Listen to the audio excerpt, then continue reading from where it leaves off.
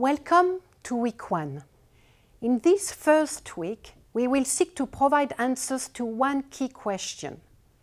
Why should we value freedom of expression and information? In a global context, such as ours, characterized by many challenges to freedom of expression, from government, armed group, churches, society, it is particularly important to understand why it matters and why we need to protect it in order to respond to those that are so keen to control, stifle, and silence.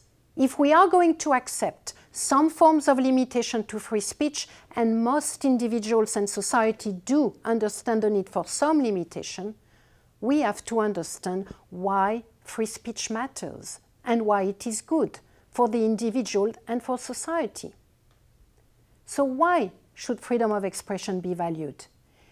Throughout the week, I will present 5 possible responses as to why freedom of expression matters, why it is good for the individual and society, why censorship raises fundamental issues and questions regarding our humanity. I will draw on the work of political theorists, but also economists and lawyers. I will take you through a journey of discovery and knowledge.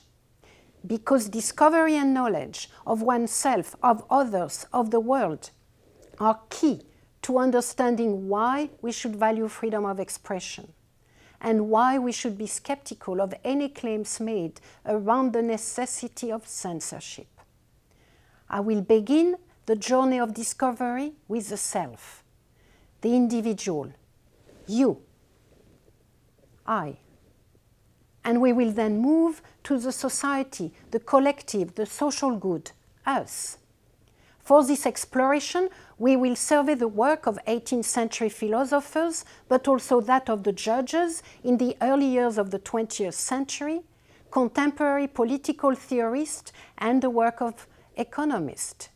We will then link these theoretical and philosophical arguments to more recent international political development, demonstrating the constant relevance and importance of the values and principles first debated several centuries ago.